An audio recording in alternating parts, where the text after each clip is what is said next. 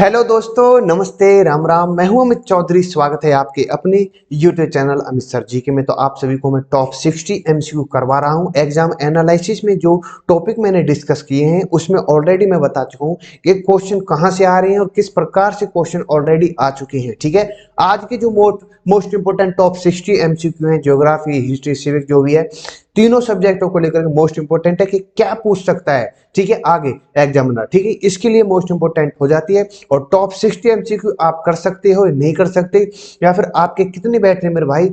अगर आपके बिल्कुल अभी थोड़ा सा डाउन लेवल है और पेपर अभी बाद में है, तो मेरे ऑलरेडी क्लासेस पढ़ी हैं, 40 टेस्ट सीरीज पढ़ी हैं, और हर क्लास को मैंने एक क्वेश्चन के साथ 2 से 3 से 4 क्वेश्चन समझाने की पूरी कोशिश की है। और ये बताया कि एग्जामिनर कहां से क्वेश्चन पकड़ सकता है, आपके सामने प्रेजेंट कर सकता है। ठीक है, तो आज टॉप 60 एमसीक्यू शुरू कर रहा हूं, मोस्ट इंपोर्टेंट है। तो आपके सामने फर्स्ट क्वेश्चन है और तीनों के तीनों सब्जेक्टों से हैं आपके सामने। ठीक है, तो फर्स्ट क्वेश्चन आपके सामने है इंपोर्टेंट।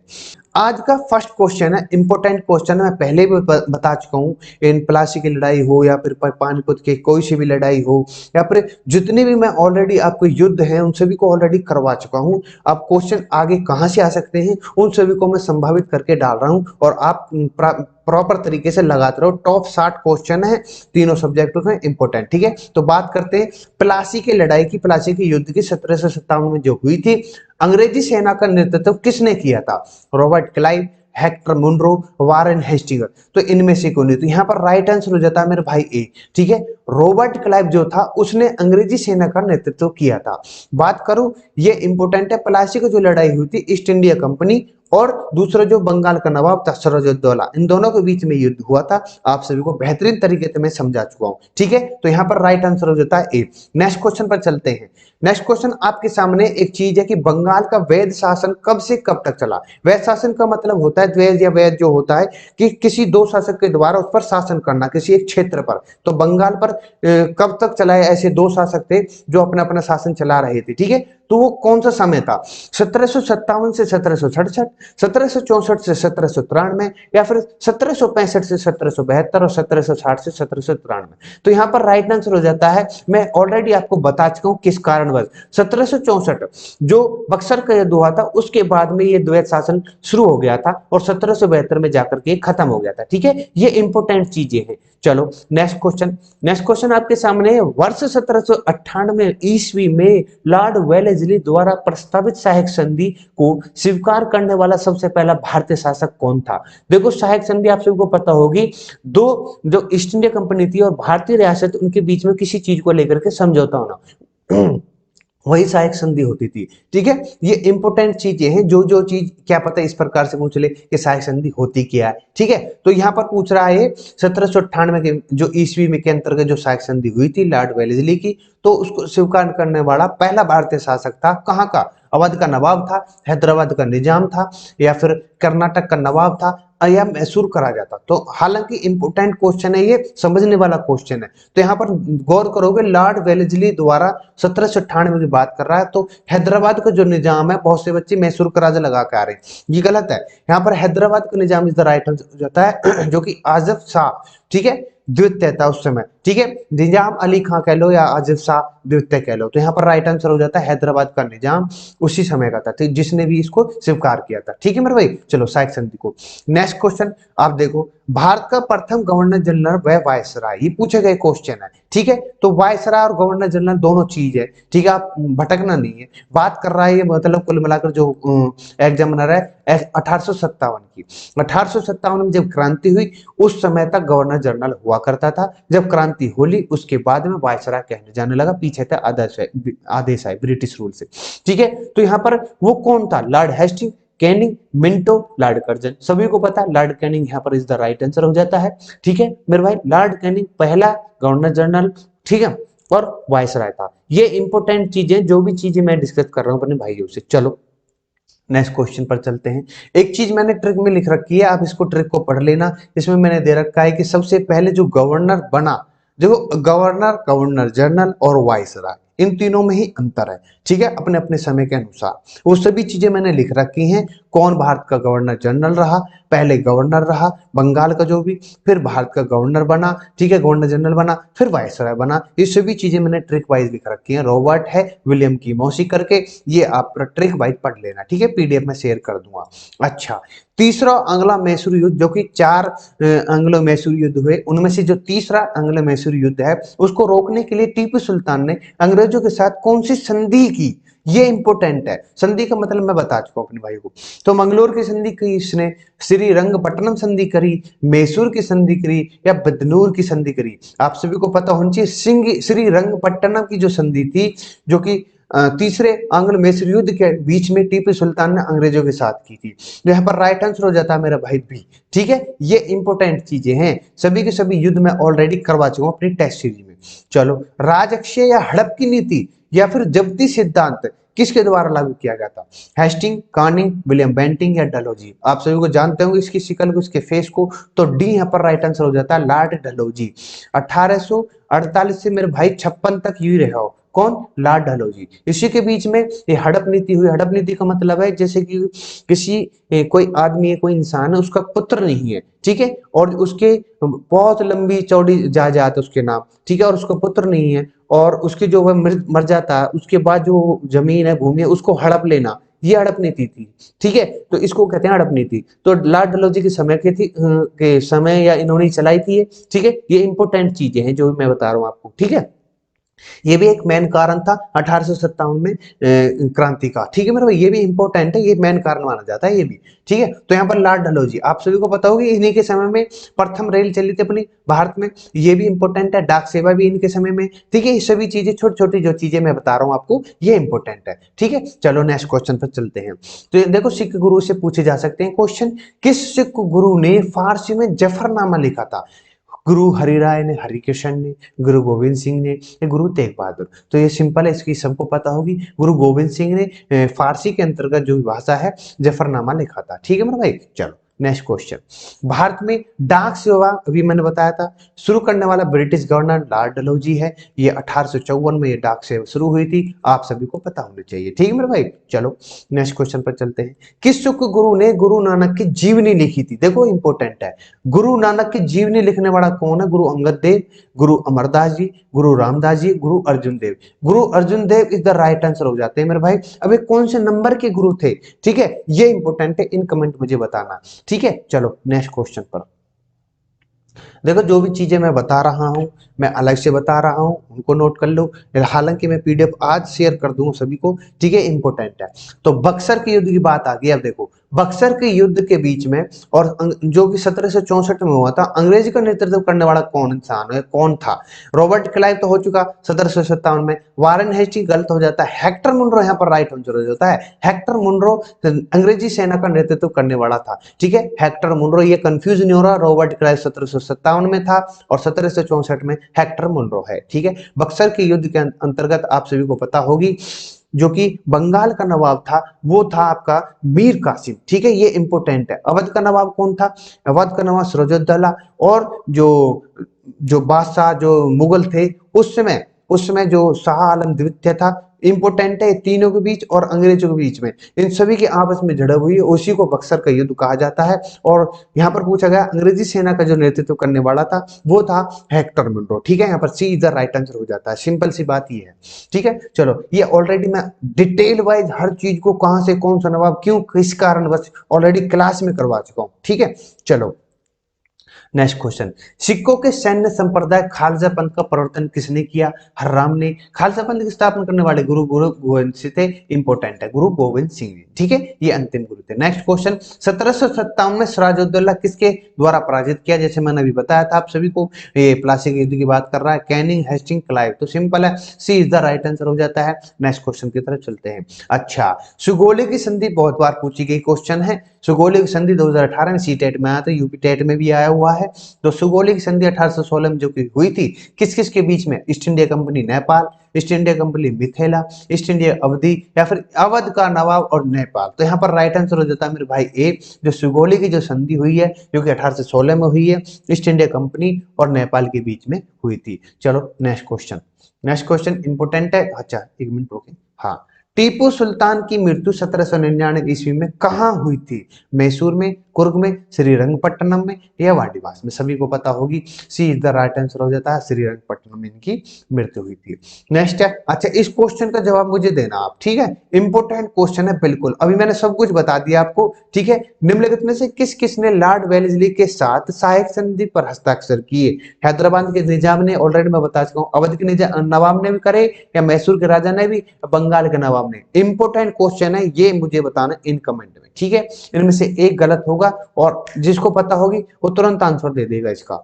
नेक्स्ट क्वेश्चन, चलो नेक्स्ट क्वेश्चन इंपोर्टेंट है। सलाल जल विद्युत परियोजना किस राज्य में हुई है? हरियाणा, जम्मू कश्मीर, हिमाचल प्रदेश, पंजाब? सभी को पता है सलाल जल विद्युत जो परियोजना है वो B is the right answer हो जाता है, जम्मू कश्मीर के अंतर्गत है। कुछ परियोजनाएं रह गई थी दो तीन, उनको मैं करवा देता हूं, ठीक है। अच्छा, बाणसागर पूछेगा क्वेश्चन है, बाणसागर परियोजना से लाभान्वित राज्य हैं, कौन कौन से राज्य हैं? उत्तर प्रदेश, मध्य प्रदेश, राजस्थान? गलत है। उत्तर प्रदेश, मध्य प्रदेश, बिहार, ये ठीक है। तो उत्तर प्रदेश, मध्य प्रदेश, बिहार तीनों के बीच में बाणसागर परियोजना जो कि लाभ पहुंचा रही है इन दोनों, ठीक है। चलो नेक्स्ट क्वेश्चन आपके सामने है, भारत तथा एशिया की एकमात्र अधोभूमि, देखो अधोभूमि की बात हुई है, संजय जल विद्युत परियोजना निम्नलिखित में से किस पर राज्य में? अरुणाचल प्रदेश में, उत्तर प्रदेश में, हिमाचल प्रदेश में, जम्मू कश्मीर? भाई ये परियोजना मैं करवा चुका हूँ, सी यहाँ पर राइट आंसर हो जाता है, संजय जल विद्युत परियोजना हिमाचल प्रदेश में है।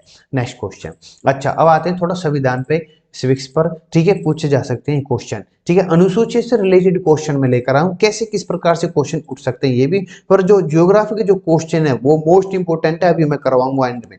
वर्तमान में भारतीय समय संविधान में कुल कितनी अनुसूचियां?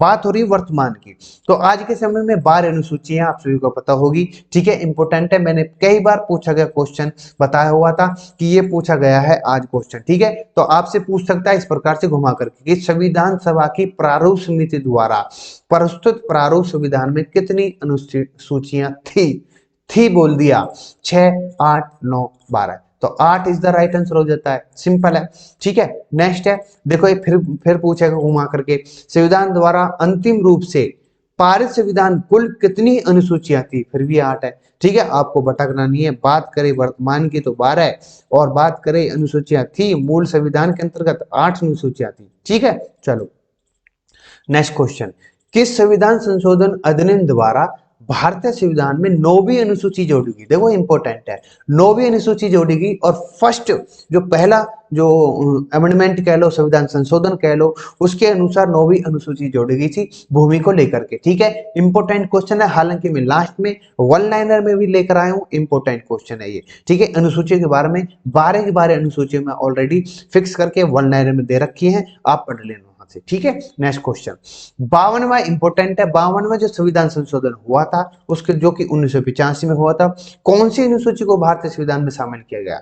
9वीं को, 10वीं को, 11वीं को, 12वीं को? अभी मैंने बता दिया पहला संविधान संशोधन जो हुआ था वो 9वीं अनुसूची को जोड़ता है, और यहाँ पर दल बदल जो चलता है, ठीक है, इंपोर्टेंट है, दल बदल को लेकर के 10वीं अनुसूची में जोड़ी गई थी 1985 में 52वां संविधान संशोधन के तहत, ठीक है। नेक्स्ट क्वेश्चन और भी इंपोर्टेंट है, 73वां संविधान संशोधन जो है 9वीं अनुसूची, 10वीं अनुसूची, 11वीं अनुसूची, 12वीं, ये जो अनुसूचियां हैं जो अमेंडमेंट है, संविधान संशोधन है, ये इंपोर्टेंट है, अनुसूची इंपोर्टेंट है, और उनके जो विषय है किस कारण वो जोड़ी गई हैं वे भी इंपोर्टेंट है, ठीक है। तो 73वें संविधान संशोधन आपको 9वीं 10वीं बता चुका हूं, तो 11वीं है, ठीक है, पंचायत को लेकर के, पंचायत राज को। नेक्स्ट 74वीं जो कि 12वीं है, नगर पालिका लेकर के, ठीक है मेरे भाई, इंपोर्टेंट है सारी की सारी अनुसूचियां, ठीक है। अब देखो नेक्स्ट क्वेश्चन, संविधान की द्वितीय अनुसूची का संबंध किससे है?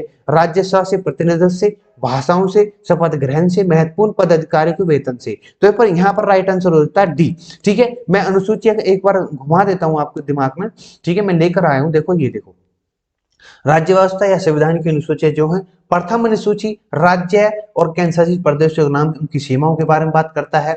दूसरी अनुसूची वेतन भत्ते, अभी जो पूछा गया है मैंने पेंशन को लेकर के। तीसरी अनुसूची में शपथ की बात करता है। चौथी अनुसूची में सीटों की बात करता है, राज्यसभा के आवंटन की, सीटों के आवंटन की बात। पांचवी अनुसूची इंपोर्टेंट है, अनुसूचित जनजातियों को लेकर के। छठी पूछता नहीं है, लेकिन इसमें राज्य पूछ लेता है, असम, मेघालय, त्रिपुरा, मिजोरम को लेकर के है। और सातवीं अनुसूची सभी को पता होगा, संघ सूची, राज्य सूची, समवर्ती सूची है। और आठवीं अनुसूची भाषाओं को लेकर के, और चारों अनुसूची मैं बता चुका हूं मेरे अपने भाइयों को, ठीक है। यहीं से क्वेश्चन उठ सकते हैं, और 12 की 12 अनुसूची इंपोर्टेंट है, ठीक है। इसी प्रकार से यहाँ पर भारत राज्य पहले प्रथम अनुसूची हो जाती है। राष्ट्रपति, राज्यपाल, सर्वोच्च न्यायालय, इन सभी को लेकर के जो संसद, राज्य, विधानमंडल, अधिकार, नियंत्रक, महालेखा परीक्षक, वेतन की बात हो रही है तो द्वितीय अनुसूची की बात हो, पेंशन, वेतन, ठीक है। तीसरे अनुसूची में क्या बता रहा, शपथ के प्रतिज्ञान की बात हो रही है, ठीक है। नेक्स्ट है, इसमें बात की कि किस अनुसूची में प्रत्येक राज्य के संघ और राज्य प्रथम है, ठीक है, आवंटन की सूची की गई है, ठीक है। देखो इंपोर्टेंट क्वेश्चन है, निम्न में से भारत के संविधान के किस एक अनुच्छेद अनुसूची का संबंध शासी जिला परिषदों से अनुच्छेद, देखो इंपोर्टेंट है, परिषदों से है। ये 8वीं अनुसूची में है, ये अनुच्छेद 370 में है, छठी अनुसूची में, ये अनुच्छेद 250 में। देखो अभी मैंने बताया है ये छठी अनुसूची में है, इंपोर्टेंट है, ठीक है।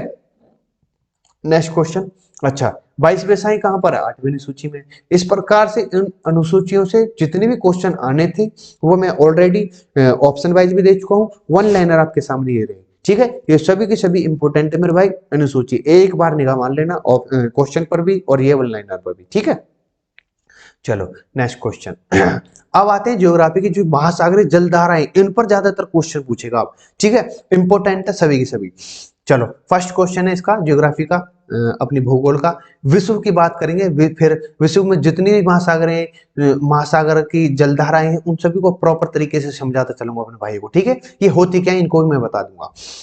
यहाँ बात हो रही है विश्व की सबसे तेज बहने वाली महासागरीय जलधारा है, वो गल्फ स्ट्रीम जलधारा है, लेब्राडोर जलधारा है, बेंगोला जलधारा है, क्वाराइल जलधारा है। तो यहाँ पर सिंपल आंसर गल्फ स्ट्रीम, जो ए इज द राइट आंसर हो जाता है। ये गल्फ स्ट्रीम जो कि गर्म जलधारा है, इंपोर्टेंट है। यहाँ पर पूछा गया क्वेश्चन आपसे, ये जो सबसे तेज बहने वाली जलधारा है महासागरीय, ठीक है मेरे भाई। चलो अब मैं बता देता हूँ एक बात, गर्म जलधारा क्या होती है, ठंडी जलधारा क्या होती है, कैसे बनती है, सभी चीजें आपके सामने है। जो जलधारा, देखो पहले गर्म जलधारा है, जो जलधारा, जो जल होता है निम्न अक्षांश से उच्च अक्षांश की तरफ बहता है। कुल मिलाकर कहने का मतलब है निम्न मतलब जो कम है, मतलब ध्रुवों की तरफ चलेंगी जो जलधाराएं, कुल मिलाकर ये है भूमध्य रेखा से ध्रुवों की तरफ जो बहेंगी, तो ये इंपोर्टेंट है। तो वो गर्म जलधाराएं ज्यादातर कहलाती हैं, ठीक है। उच्च अक्षांश तक की प्रवाहित होती हैं, गर्म जलधाराएं कहलाती हैं। इन जलधाराओं की तापमान जो कि मार्ग में जो जल पड़ेगा, जैसे ये जो जलधाराएं बहती हैं, इनका तापमान जो जल, जैसे कि कोई रास्ता में कोई जल पड़ रहा है, उसमें उस तापमान, उस जल के तापमान से और इस जल जो बह रही है जलधारा, इसका ज्यादा गर्म तापमान होता है, ठीक है। तो वहां का जो आसपास का जो मौसम है, तापमान वो गर्म हो जाता है, ठीक है, वही गर्म जलधारा होती है, ठीक है, वही कहलाने लगती है। नेक्स्ट है इसी तरीके इसका अपोजिट मान लो, ठंडी जलधारा वही होती है, ठीक है। चलो नेक्स्ट क्वेश्चन, अच्छा मैंने यहाँ पर दे रखी है महासागरीय धाराएं कहाँ कहाँ पर है। अटलांटिक महासागर जलधाराएं जो हैं वो आपके सामने है, प्रशांत महासागर वो आपके सामने है, हिंद महासागर में कौन सी जलधाराएं, ये सभी आपके सामने है, ठीक है। और ये भी लिख रखा है कौन सी गर्म जलधारा है, कौन सी ठंडी जलधारा है, ठीक है। अटलांटिक महासागर में ठंडी जलधारा है कि नहीं, या फिर प्रशांत महासागर में ठंडी जलधारा है, गर्म जलधारा है कि नहीं, ये सभी चीजें ऑलरेडी आपके सामने, ठीक है। क्वेश्चन वाइज मैं आपको समझाता चलूंगा।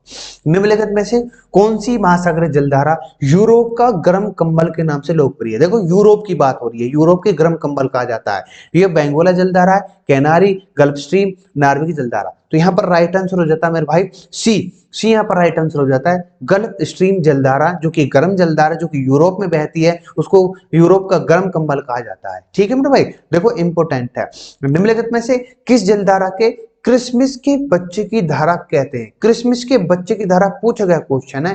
तो पेरू जलधारा को, कैलिफोर्निया जलधारा को, एलोनिया जलधारा को, गल्फ स्ट्रीम जलधारा। अगर ये नहीं दिया होता तो पेरू जलधारा पर लगाते, लेकिन अल नीनो जलधारा दे रखी है, तो यहाँ पर राइट आंसर हो जाता है मेरे भाई सी, ठीक है। नेक्स्ट क्वेश्चन, अच्छा नेक्स्ट क्वेश्चन आपके सामने है, वह कौन सी सबसे बड़ी धारा है जिसके उसके काले पानी के कारण काली धारा भी कहा जाता है उसको। वो क्रोएशिया जलधारा, आर्कटिक धारा है, गल्फ स्ट्रीम है, कैलिफोर्निया जलधारा है। यहाँ पर सिंपल आंसर है क्रोएशिया जलधारा को काली धारा मतलब काला पानी बहने के कारण काली धारा भी कहा जाता है। ये राइट आंसर हो जाता है। ठीक है मेरे भाई, ये थोड़ा सा गलत मेरे में छाले हो रहे हैं ना, थोड़ा सा कम फ्लुएंट में आ रहा है वर्ड। ठीक है, तो निम्नलिखित में से किस जलधारा को हम्बोल्ट की जलधारा, देखो इंपोर्टेंट क्वेश्चन है, हम्बोल्ट की जलधारा के नाम से भी जाना जाता है। पेरू की जलधारा को, ब्राजील की को, या फॉकलैंड की को, एलिनो। तो हम्बोल्ट की जो जलधारा है, जो कि ठंडी जलधारा है, पेरू जलधारा कहते हैं। पेरू ये कहां पर है?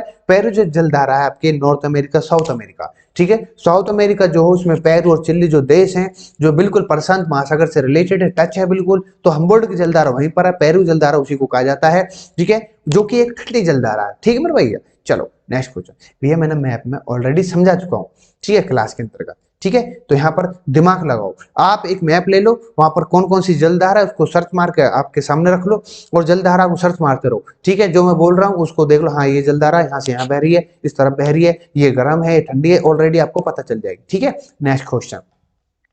नेक्स्ट क्वेश्चन आपके सामने है, महासागर में जलधाराओं के बनने का कारण है। देखो महासागर में जो जलधाराएं बनती हैं, वायु के हवाओं के कारण, पृथ्वी के भ्रमण और गुरुत्वाकर्षण के कारण, भूमध्य रेखा उत्तरी ध्रुवों के प्रदेश असमान तापमान के कारण, तीनों कारण मैंने बता दिया आपको। तो proxy is the right answer, oh D is the right answer हो जाता है। ठीक है, सभी हैं इसके।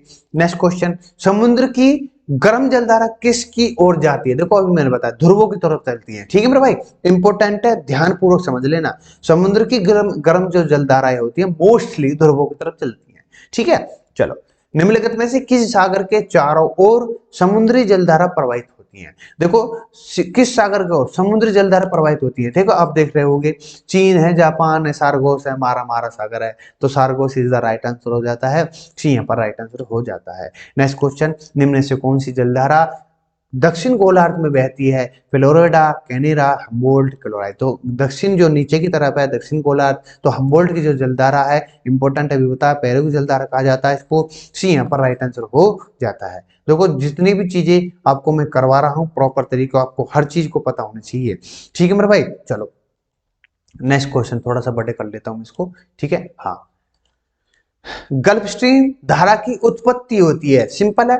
गल्फ स्ट्रीम धारा की उत्पत्ति मेक्सिको की खाड़ी, मेक्सिको की खाड़ी, हडसन की खाड़ी, इनमें से कोई नहीं, मेक्सिको की खाड़ी इज द राइट आंसर हो जाता है। चलो एल नीनो, अभी मैंने जो बताया आपको, ठीक है, क्रिसमस के बच्चों की जलधारा कहा जाता है। ठीक है, तो एलिनो जलधारा कहां पर होती है? ब्राजील पर, पेरू पर, अलास्का, पश्चिमी। सिंपल है, पेरू के तट पर होती है एलिनो जलधारा। ठीक है, ठीक है, इंपोर्टेंट है। चिल्ली और पेरू, अभी मैंने देश बताए आपको, कहां पर? दक्षिण अमेरिका में के तट पर स्थित शीत जल के अप्रवाह में बनी धारा को एलिनो, हम्बोल्ट, अगुहल्सा, कैनी। तो हम्बोल्ट यहाँ पर कहेंगे हम, एलिनो नहीं कहेंगे, यहाँ पर हम्बोल्ट जलधारा कहा जाएगा। नेक्स्ट क्वेश्चन, उत्तरी अमेरिका में जो न्यू फाउंड लैंड के पास समुद्री भाग पर कोहरे जो मिलते हैं वो किस कारण होती है? अब जो कोहरा होगा वो किस कारण, भाई आप सभी को दिमाग लगाना, जो कोहरा होगा, जो धुंध होगी, किस प्रकार हो सकती है?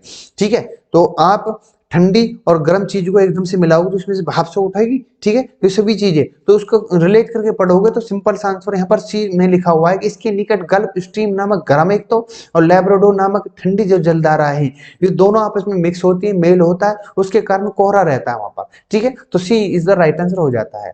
नेक्स्ट क्वेश्चन है, निम्नलिखित में से कौन महासागरीय धारा अटलांटिक महासागर में नहीं पाई जाती? अटलांटिक महासागर, अटलांटिक महासागर में gulf stream, Brazil, Peru, canary. तो कैनरी राइट आंसर हो जाता है। कैनरी जलधारा जो है वो अटलांटिक महासागर में नहीं पाई जाती। मैं मैप लेकर आया था, उसमें मैं थोड़ा सा रिलेट करके पढ़ा दूं अपने भैया को कि महासागर जो जलधाराएं हैं, देखो थोड़ा सा कट ना रहो, ठीक है, बस ये होना चाहिए। महासागर धाराएं जैसे अटलांटिक महासागर आपके सामने है, देखो एक मिनट, उत्तरी अटलांटिक महासागर धाराएं जिसमें उत्तरी भूमध्य रेखा गर्म धारा, आर्टोलाइज गर्म धारा, फ्लोराइड धारा, उत्तरी अटलांटिक, गल्फ स्ट्रीम जलधारा, कनारी धारा कहां पर है? उत्तरी अटलांटिक में। लैब्राडोर ठंडी है, सारगोस सागर, ये भी मैंने बताया, सभी को सही पढ़ा दिए। दक्षिण अटलांटिक, इसमें अटलांटिक महासागर में पढ़ते हैं, उत्तरी अटलांटिक में। अब दक्षिण अटलांटिक की बात हो रही है, दक्षिण विषुवत रेखा गर्म धारा, ब्राजील गर्म धारा, फोकलैंड ठंडी, बैगवाल ठंडी, दक्षिण अटलांटिक जलधारा के अंतर्गत है। ठीक है, प्रशांत महासागरी भी इसी प्रकार से, उत्तर विषुवतीय धारा, क्रोएशिया गर्म है, उत्तरी प्रशांत जो कि गर्म है, कैलिफोर्निया की ठंडी धारा है, अलास्का धारा, अयोस्विक धारा, ये सभी की सभी धाराएं इंपॉर्टेंट है, किस सागर महासागर में मिलती हैं ये आपको पता चल सकता है। अटलांटिक, प्रशांत, हिंदी में मैं अभी करवाऊंगा अपने भाइयों को, ठीक है। पेरू की ठंडी जल धारा है, अभी मैंने बताया आपको, ठीक है, बोल्ट जिसको कहते हैं। नेक्स्ट है हिंद महासागर। हिंद महासागर में उत्तरी हिंद महासागर जलधारा है, जिसमें उत्तरी पूर्व मानसूनी ड्रिफ्ट, विरुद्ध विषुवतीय धारा। अब दक्षिण हिंद महासागर की बात करूं, दक्षिण विषुवत धारा, मेडागास्कर जो कि गर्म है, ये पूछ सकता है। मेडागास्कर, मोजफी गर्म, अग्लुहास गर्म, पछुआ पवन, ये सभी की सभी। बस पश्चिमी ऑस्ट्रेलिया ठंडी धारा है एक ही, ठीक है, जो कि मोस्ट इंपोर्टेंट है, और सभी की मेडागास्कर, मोजाम्बिक, अग्लुहास, ये सभी के सभी गर्म है, ठीक है मेरे भैया। चलो आज की क्लास में इतना ही था। टॉप 60 क्वेश्चन हो चुके हैं, इंपॉर्टेंट है मेरी तरफ से, तो ये सभी के सभी पूछे जाएंगे, 101% है। सभी के सभी आपके सामने जो क्वेश्चन मैंने बताए वो सभी के सभी इंपॉर्टेंट, ठीक है भाई। तो आज की क्लास में इतना ही था। चैनल को लाइक शेयर सब्सक्राइब कर दो, सब्सक्राइब करोगे तो नेक्स्ट टॉप 60 क्वेश्चन आपके सामने नोटिफिकेशन आ जाएगा तुरंत झटके से, ठीक है। तो विदा लूंगा अपने भाइयों से, नमस्ते राम राम। इसी प्रकार से लगा रहूंगा और हर क्वेश्चन को एनालिसिस करता रहूंगा, ठीक है। चलो।